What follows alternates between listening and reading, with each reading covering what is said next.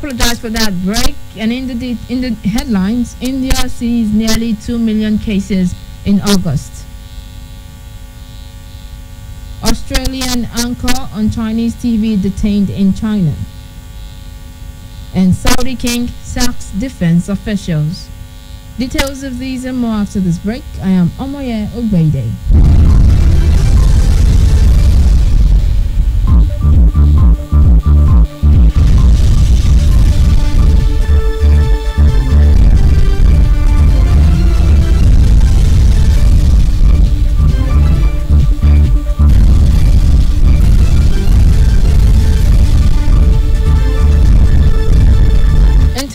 The president of Guinea, Alpha Condé, has accepted his party's nomination to seek a controversial third term. Mr. Condé, who was first elected in 2010, pushed through a constitutional change in the referendum in March, which allowed him to stand for a third term. The vote was boycotted by the opposition and sparked mass protests. In early August, Guinea's ruling party nominated the 82-year-old president to represent it in the elections in October, but at the time, he made no formal response. His efforts to stay in power have raised concerns in Guinea, and Guinea will go the way of some African countries whose rulers have refused to step down after their mandates expired. And U.S. President Donald Trump has defended supporters for their alleged roles in recent deadly street clashes. He suggested a teen accused of killing two in Wisconsin last week and Trump's fans involved in clashes in Oregon on Saturday had acted in self-defense. He said Joe Biden, his Democratic challenger in the 3rd of November election, had not specifically disavowed far-left activists accused of civil disorder. The violence came amid widespread, largely peaceful anti-racism protests.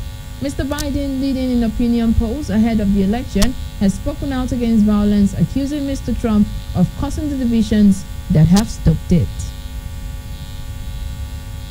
And a number of Saudi officials, including 2 members of the royal family, have been sacked. The royal decree said Saudi King Salman had relieved Prince Fahad bin Turki of his role as commander of joint forces in the Saudi-led coalition in Yemen. His son, Abdulaziz bin Fahad, was also removed as a deputy governor. The men, along with 4 other officials, face an investigation into suspicious financial dealings at the Ministry of Defense, the decree said. Crown Prince Mohammed bin Salman, who is the king's son and is considered Saudi Arabia's de facto ruler, has spearheaded a campaign against alleged corruption in the government. And Chinese authorities have detained an Australian citizen working as high-profile TV anchor as relations between the two countries deteriorate. Australia's Foreign Ministry said Cheng Li, an anchor for Chinese broadcaster CGTN, was detained 2 weeks ago. Former Prime Minister Marise Payne said a virtual consular visit has been held with Ms. Cheng via video link. Australia's government warned its citizens in July that there were at increased risks of detention in China. Tensions between the two nations have escalated in recent months after Australia led calls for an official investigation into the origins of coronavirus pandemic in China. On Monday, China announced a second investigation into imports of Australian wine.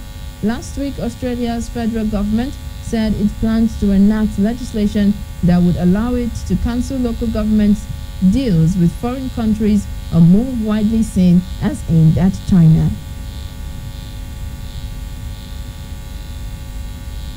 And India has reported nearly 2 million COVID-19 cases in August, the highest monthly tally in the world since the pandemic began.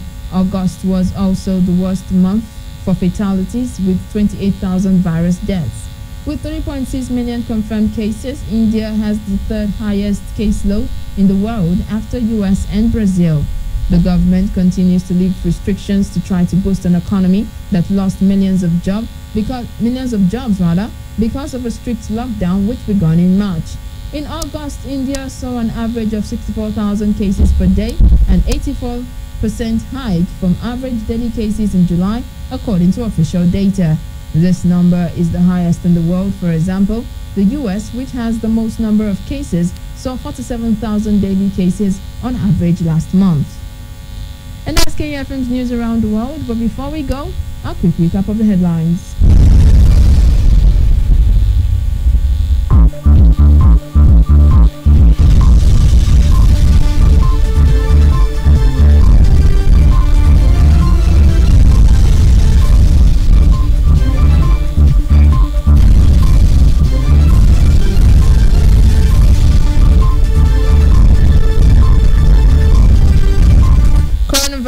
India sees nearly 2 million cases in August. Australian anchor on Chinese TV detained in China. And Saudi king sacks defense officials. Do remember that the continued unity of Nigeria is a collective responsibility. Be sure to play your part. Coronavirus is real. Wash your hands regularly with soap under running water. Use your face masks while in public to stay safe. KUFM's news around the world was produced by Nusakai Uwadiai. I am Omoya Ogbede saying thanks for listening. Good afternoon.